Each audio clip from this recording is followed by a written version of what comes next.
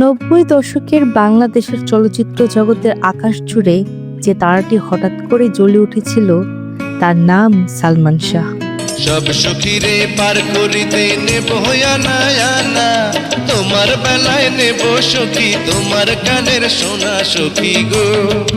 ও আমি প্রেমের ঘাটের মাঝি, তোমার কাছে পয়সা। কোটি ভক্তের হৃদয় স্পন্দন, আধুনিক ফ্যাশনের আইকন আর অভিনয়ের জাদুকর সবই ছিলেন তিনি।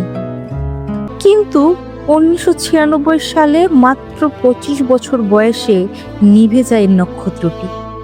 দীর্ঘ 3 দশক ধরে এই মৃত্যুকে অনেকে আত্মহত্যা বললেও লক্ষ লক্ষ ভক্তের মনে ছিল একটাই প্রশ্ন, এটি কি সত্যি আত্মহত্যা নাকি এর পিছনে লুকিয়ে আছে কোনো গভীর ষড়যন্ত্র?